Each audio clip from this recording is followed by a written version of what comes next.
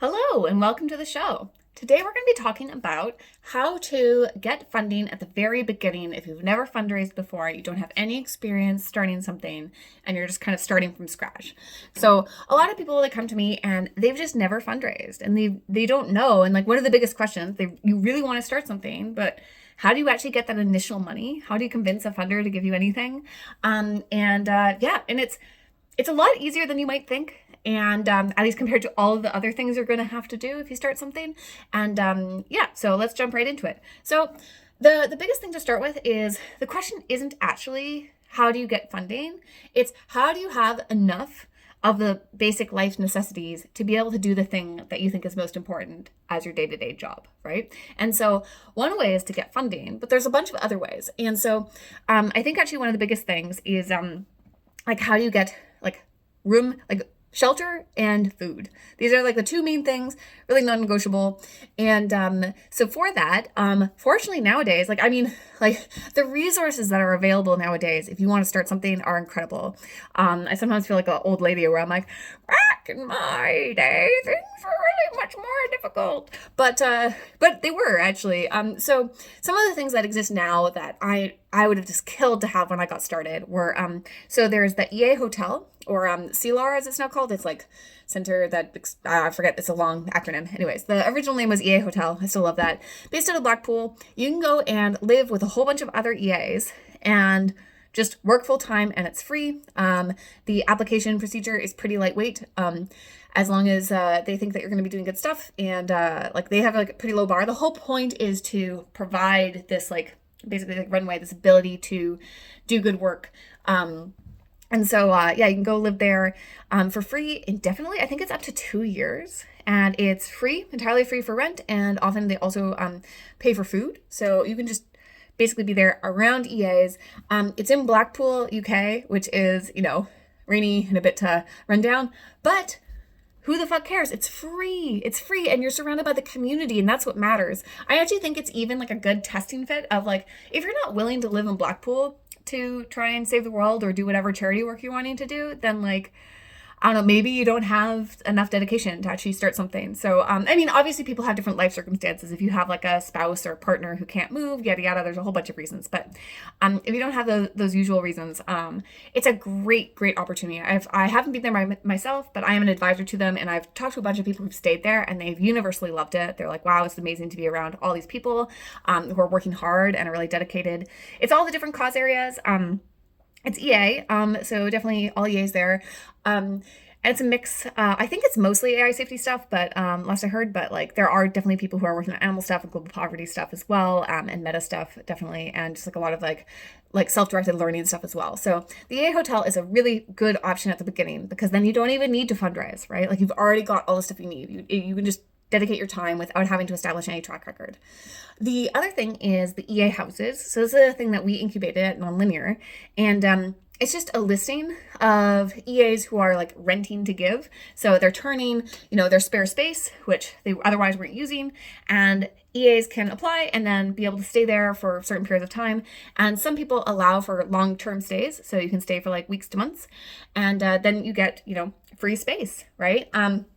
And so that's a really, really good option as well. I can also personally recommend, so my partner and co-founder, Emerson, his family is on that list, and they are the perfect place to go and be hosted. Oh my goodness. I can personally attest to the family being just incredible. They are, the mom and the dad, the mom runs a local charity, and it's like a very successful local charity. And the dad is a entrepreneur and has started a bunch of stuff. And like they are the most warm and optimistic and supportive people I've ever encountered. They're just, all of their sons, they have 3 sons, and they're all entrepreneurs who are really like healthy and like happy and like emotionally healthy. And I can totally see why. Like, it's just, imagine being around the best coaches ever all the time. They live out in like rural Indiana, but like, you don't feel that way because like they are like just so, amazing and just like incredible, and you're just like surrounded, and there's like a cat and a dog, and they're the cutest cat and the cutest dog, and anyways, and they're on there, and so you can apply to live there for a period of time and be able to like incubate your thing without having to fundraise or anything like that. And strongly recommend. And there's like a bunch of places elsewhere. So actually, one of the things I think is really good for entrepreneurs just starting is to use a combination of EA Hotel and EA Houses and travel around and just spend some time at all these different places, especially the EA hubs, so London, Bay Area, but also elsewhere, right? There's a bunch of places that you could go stay that I think like the Bay Area and London are fantastic places, but they're also insanely expensive. And so, places I recommend are like Lisbon. Mexico City is my favorite city in the world. It's like the greenest city, but also the most beautiful architecture, and just also like a good time zone and cheap and safe. Lisbon is similar, not as green, but very beautiful and very safe. And good time zones, and just travel around, and then basically you can get like this networking effect too of like going and talking to people. And I think that's really important at the beginning. It's always actually important. So it's always important, but it's especially important at the beginning, because it will help you both fundraise better, because you'll know people. And as much as I would like to say otherwise, we are still monkeys. And as much as EAs like to think that we're like just rational, calculating machines, we're still monkeys. We still like to donate to people we know. And so if you know the people, you're more like, it's going to be easier to fundraise.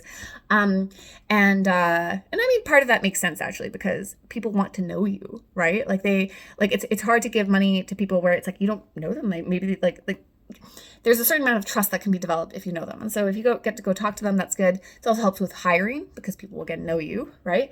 And also helps you come with better ideas. I think a huge amount of the impact comes from the idea. I mean, people often say like, oh, but execution matter too. I'm like, yeah, I don't know. It's multiplicative. If your execution is terrible and you multiply it by 0, you'll get 0. But also if the idea is crap and you multiply it by 0, it'll still be 0, right? So, I mean, you just need both. Unfortunately, it's, turns out that impact is hard. Weird, I know. Anyways, so travel around, visit all these different places. This can be just like really good for, and then not only can you get a better idea, which will make you have more impact, it also makes it less likely that you have a really bad idea and you make things worse. Because like, I don't know, with for-profits, the worst that can happen is you can get into like a certain amount of debt. And then even then you can just declare bankruptcy. But with impact, you can just have a negative impact on the world and make things much worse. And you can't just like take that back. And with AI safety in particular, I mean, like, just as there's like a huge potential upside of potentially you save the entire world, there's also the potential that you accidentally destroy the entire world. So, it helps to be able to have a larger network so that you can like stress test your idea and ask a bunch of people. One of the things that comes up is the idea of the unilateralist curse. The idea behind this is, say like there's like an idea and 99 out of 100 people who see the idea think, oh, this is a terrible idea. This will make it worse, right? But one person sees it and they're like, oh yeah, I really like this idea. I should do it. Then that one person can just do it. And then it doesn't even matter that 99% of people think it's a bad idea. If even one person who is agentic enough does it, then it can cause harm, right? And so that's the unilateralist curse. And if you have a large network, you can just avoid this because you can just ask the people in your network, hi, what do you think of this idea? And I mean, if some people think it's a bad idea, I mean, ask them why, right? And find out. And maybe you'll be convinced by their arguments, right? And then don't do it, obviously, if you're convinced by the arguments that they're bad. And then if you aren't convinced, and it's a small percentage, like say it's like less than 50%, fine, you can do it anyways, whatever, right? Maybe don't if it's like a high enough percentage. And then at a certain point, it's uncertain where that is, but like somewhere above 50%, and definitely like if it's above 90% of people think this is a bad idea and it's going to be net negative, like don't do it. Even if you think it's good, it's probably like it's more likely that you're missing something if like 90% of smart, informed, values-aligned people think it's bad. Importantly, don't not do it if only a small percentage think it's bad, right? Like say you talk to like 10 people and one person thinks it's net negative. Whatever, that's actually really good. That's a surprisingly high percentage of people don't think it's net negative. That's really good, especially for AI safety. It's hard to get that number. It doesn't even if the person's a funder or is very powerful, that does not mean that they're necessarily more correct than the other people you asked. So Uh, don't take the unilateralist curse to mean I can't do anything unless there's like a perfect consensus that this is a good thing to do. But definitely, if there's a near consensus that the thing is a bad idea to do, then don't do it. So, anyways, if you have a network, it allows you to avoid that particular pitfall as well, right? So it's more likely to have a really good idea. It's less likely that you'll have an idea that is net negative. So that's a thing to do. Another thing in terms of housing and everything, and just like lowering costs and all that, is to just live with your parents if you can. Or friends. In my first year, I just lived with my co-founder's parents for the first year, and that was wonderful, actually. And we were able to keep the costs down, and we were able to just work without having to worry nearly as much about funding, which was really, really incredible. So use that if you can, right? Like a lot of people can't. There's like a lot of situations where you can't do that, but if you can, it is really, really helpful, and that allows you to get started. The other thing at the very beginning is just to be frugal. I think like one thing I really want to push in the AI safety community, but also in all charity stuff, but especially in AI, because people have this idea that, oh, if I'm not getting paid 100K, I'm not going to do it. And well, then don't do it. You should not be a charity entrepreneur. If that's what you want and that's what you need, like, get a different job. Go into the for-profit sector, maybe. Nonprofit you can, but definitely not as a founder. Like, you know, it's a bit like art. If you're doing this for the money, like it's just a bad strategy, right? Like, don't start a charity to make money. This is not for it. You want to have enough to be able to live, but even better, especially at the beginning, is to be frugal. I think it's actually good in general to be able to be frugal because frugality is freedom. So I think often people think, oh, well, you lose freedom if you have less money, right? And in a certain sense, you do, but I have this thing where, so when I was running my previous charities in global poverty and animal rights, where the main limiting factor is funding, I mean, I started off with, paying myself $6,000 a year. But that was when I was living with the parents. So like, it's not exactly fair. But then when we were on our own, we're like, well, we can pay ourselves as much as we want, right? We've fundraised a bunch. How much should we pay ourselves? And, what's fair and what's reasonable. And, we actually came at it from the perspective of, imagine we took all the money in the world and we divided it equally. How much would everybody get paid? And at the time, this is like 2014, it came to about $12,000 US. And so that's what we paid ourselves.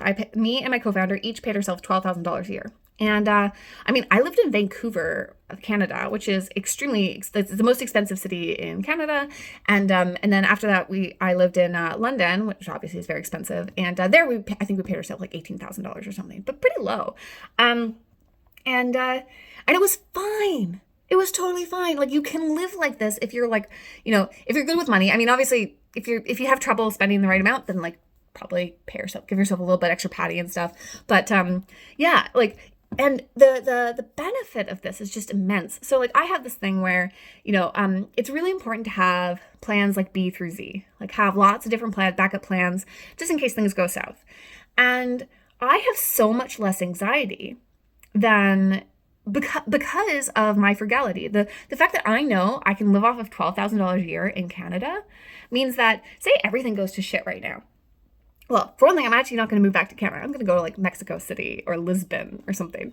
And if I can live off of $12,000 a year in Vancouver, I can live off of way less in Mexico City or Lisbon. And so I would just do that. And it's so much easier to get that amount of money. Like other people are like, they have such big expenses and such an expensive lifestyle and all sorts of stuff, such that if anything happens, they're really going to be screwed. They're really going to have to like hurt themselves essentially to be able to survive. And it's so easy to get that. Like, if I charged $300 per coaching session, right now I did offer it for free, right? And I just fundraise for it, and that's paid independently. But if I was charging $300 per coaching session, which is pretty standard, I'd have to have 3 coaching calls a month to be able to support myself, or 4 if I was staying in Vancouver, which I wouldn't. And so probably living expenses are going to be about half in, say, Mexico City. So I'd have to have 2 coaching calls a month to be able to afford my lifestyle. And it's like, man, is it ever actually going to be that I have trouble getting 2 coaching calls a month? That's pretty easy, right? So it's just the freedom that you get from that is immense. and the lessening of anxiety, because you just always know that you're going to have enough. And so it's really, really helpful for that. And then the other benefit of it is obviously that it's much easier to fundraise for that. So imagine it from the funder's perspective. You're talking to this person. They have no track record. They're totally new. You have no idea if they're any good, but they're asking for $12,000 for a year's worth of work. Wow, that's a really good deal, right? Like everybody else is asking for like $100K for a year's worth of work. This is a 90% off discount. Amazing, right? So it's like, and it's a small amount for them. So like, why not just try, see what happens, right? And so it's just much easier to get started. It's very much like how unpaid internships are a good way to get started in the field, because if you're trying to get a job, because from the perspective of the employer, you're like, well, you have no experience, but I also don't have to pay you anything. So it's much easier for me to think that this is worth it, right? And so it gives you that like ability to bootstrap your way into something. And so if you're able to work off of very little at the beginning, it's much easier to fundraise. And so that's really good. Yeah. And so for stuff like that, I recommend just Googling a bunch on FIRE. So that's, what does it stand for? Something about early retirement. If you just look up like FIRE money, there's a whole community of people who are trying to do early retirement. So they're trying to save up enough that they can live off of the interest or like whatever, like the money that's being made from the money. And if you live frugally, you can do that pretty early, right? So there's a bunch of advice there. I also wrote an article on how to have like cost-effective fun, which I'll have linked in the show notes and in the comments. Just there's a bunch of stuff there in terms of how to live frugally and all that sort of stuff. Some quick pieces of advice on that at the beginning is that I think like the biggest thing is really just living in a cheaper place.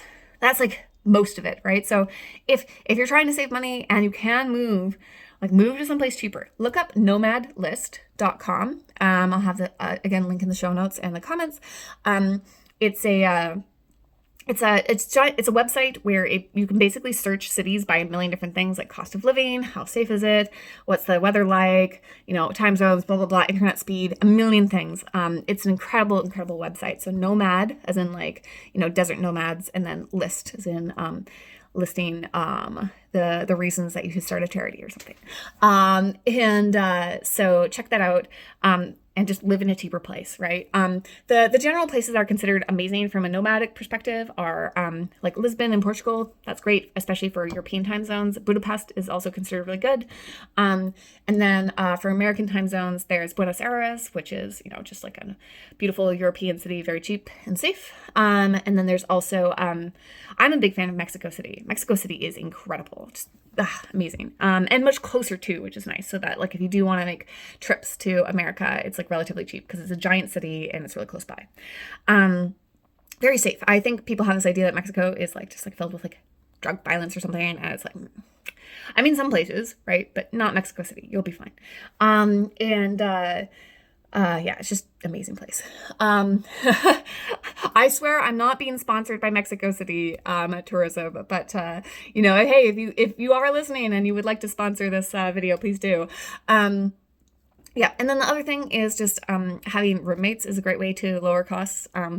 And also just make your life happier, right? Like live with people. People are not meant to be alone all the time. So we're communal animals, and it's really easy to get lonely, especially when you're just starting something and you don't have a whole team yet. But like there's plenty of stuff to look into for that. And then when it comes to actually fundraising, like, I mean, if you've already done this, you can also listen to the other episodes. I'm going to do a bunch of episodes on how to fundraise and everything. But for when you're just at the beginning, the biggest thing is be frugal so you can ask for very little so that you don't have to have a ton of track record. And you can be frugal by staying at the EA hotel, EA houses, stay with your parents, and then just live in cheaper places and have a roommate. That's it. Yeah, so good luck. I think that a lot of people, like, and if you do this, like, it's so much fun. It feels very much like, when you hear stories about founders and they're working out of the garage and stuff like that, you'll have that experience. And it's just, even if later you end up paying yourself way more, it's always good to have had that. And then, yeah, who knows, maybe like you'll be like me where you realize that by being frugal, you don't give up on pretty much any happiness, and actually it improves your happiness, because then there's it's so hard to lose very little that like you can just get it back so easily that you just feel fundamentally safe in a way that allows you to go and really, explore the world and do big things without feeling afraid. Good luck, and that's the end of the show.